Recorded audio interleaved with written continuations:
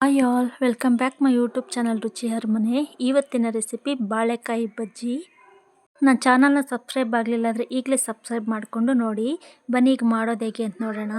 ಈ ರೆಸಿಪಿ ಮಾಡೋದಕ್ಕೆ ನಾನು ಒಂದು ಬಾಳೆಕಾಯಿನ ತೊಗೊಂಡಿದ್ದೀನಿ. ಬಾಳೆಕಾಯಿ ರಾ ಬನಾನ ಅಂತಾರಲ್ವ ಅದನ್ನು ತಗೊಂಡು ನಮ್ಗೆ ಯಾವ ಶೇಪ್ ಬೇಕು ಅಂದರೆ ಆ ಶೇಪ್ಗೆ ಈ ರೀತಿ ಕಟ್ ಮಾಡಿ ನೀರಲ್ಲಿ ಹಾಕಿ ಇಟ್ಕೊಂಡಿದ್ದೀನಿ. ಇನ್ನೊಂದು ದೊಡ್ಡ ಬೌಲ್ ತಗೊಂಡು ಇದಕ್ಕೆ 1 ಕಪ್ ಆಗೋಷ್ಟು ಸುಮಾರು 200 ಗ್ರಾಮ್ ಆಗೋಷ್ಟು ಕಡಲೆ ಹಿಟ್ಟನ್ನು ತಗೊಂಡಿದ್ದೀನಿ. ಇದಕ್ಕೆ ನಮಗೆ ಬೇಕಾದಷ್ಟು ರುಚಿಗೆ ನೋಡಿಕೊಂಡು ಉಪ್ಪನ್ನು ಹಾಕ್ಕೊಳ್ತಾ ಇದ್ದೀನಿ. ಇದಕ್ಕೆ 3/4 ಟೇಬಲ್ ಸ್ಪೂನ್ ಆಗೋಷ್ಟು ಚಿಲ್ಲಿ ಪೌಡರು, ಅರ್ಧ ಟೇಬಲ್ ಸ್ಪೂನ್ ಆಗೋಷ್ಟು ಜೀರಿಗೆ ಪೌಡರು, 1 ಸ್ಪೂನ್ ಆಗೋಷ್ಟು ಅಜ್ವಾನ ಅಂತಾರಲ್ವ ಹೋಮ್ಕಾಳು ಅದು, ಮತ್ತು 1/4 ಟೀ ಸ್ಪೂನ್ ಆಗೋಷ್ಟು ಸೋಡಾ, 1/4 ಟೀ ಸ್ಪೂನ್ ಆಗೋಷ್ಟು ಅರಿಶಿನನೂ ಸಹ ತಗೊಂಡಿದ್ದೀನಿ. ಈಗ ಇದೆಲ್ಲನೂ ತಗೊಂಡು ಇದೇ ಹಸಿಟ್ಟಿಗೆ ಹಾಕ್ಕೊಳ್ತಾ ಇದ್ದೀನಿ.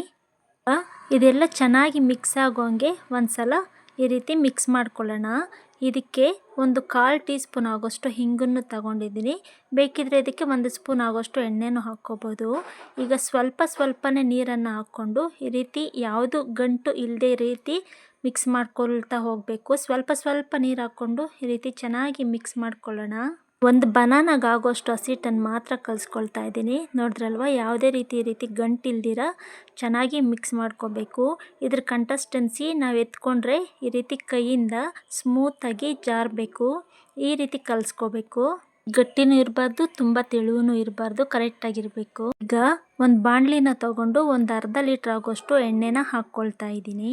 ಚೆನ್ನಾಗಿ ಬಿಸಿ ಆದಮೇಲೆ ಹಸಿ ಹಿಟ್ಟು ತಗೊಂಡು ಅದಕ್ಕೆ ಈಗ ನಾವು ಕಟ್ ಮಾಡಿ ಇಟ್ಕೊಂಡಿರೋಂಥ ಬಾಳೆಕಾಯಿನ ಎರಡೂ ಸೈಡು ಚೆನ್ನಾಗಿ ಹಸಿ ಹಿಟ್ಟು ಸ್ಪ್ರೆಡ್ ಆಗೋ ರೀತಿ ನೋಡಿ, ಈ ರೀತಿ ಎರಡೂ ಸೈಡು ಚೆನ್ನಾಗಿ ಸ್ಪ್ರೆಡ್ ಆಗೋ ಥರ ಡಿಪ್ ಮಾಡಿಕೊಂಡು ಈಗ ಎಣ್ಣೆಗೆ ಹಾಕ್ಕೊಳ್ಳೋಣ.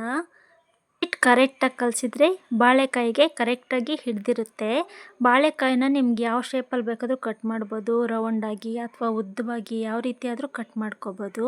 ನೋಡಿ, ಈ ರೀತಿ ಎಲ್ಲ ಬಾಳೆಕಾಯಿನೂ ಸಹ ಇದು ಎಣ್ಣೆಗೆ ಹಾಕ್ಕೊಂಡು ಅದು ಒಂದು ಸೈಡ್ ಚೆನ್ನಾಗಿ ಗೋಲ್ಡನ್ ಬ್ರೌನ್ ಬಂದಮೇಲೆ ಇದನ್ನು ಇನ್ನೊಂದು ಸೈಡು ತಿರ್ಗಿಸ್ಕೊಳ್ತಾ ಇದ್ದೀನಿ. ಈಗ ಎರಡೂ ಸೈಡು ಚೆನ್ನಾಗಿ ಗೋಲ್ಡನ್ ಕಲರ್ ಬರೋ ತನಕ ಬೇಯಿಸ್ಕೋಬೇಕಾಗುತ್ತೆ. ಸ್ಟವನ್ನು ಲೋ ಟು ಹೈ ಫ್ಲೇಮಲ್ಲಿ ಇಟ್ಕೊಂಡು ಬೇಯಿಸ್ಕೊಂಡ್ರೆ ಒಳಗಡೆ ಇರೋ ಬಾಳೆಕಾಯಿನೂ ಸಹ ಪರ್ಫೆಕ್ಟಾಗಿ ಬೆಂದಿರುತ್ತೆ. ನೋಡಿದ್ರಲ್ವ, ಒಂದು 4ರಿಂದ 5 ನಿಮಿಷ ಈ ರೀತಿ ಬೇಯಿಸ್ಕೊಂಡ್ರೆ ನಮ್ಗೆ ಕರೆಕ್ಟಾಗಿ ಬೆಂದಿರುತ್ತೆ.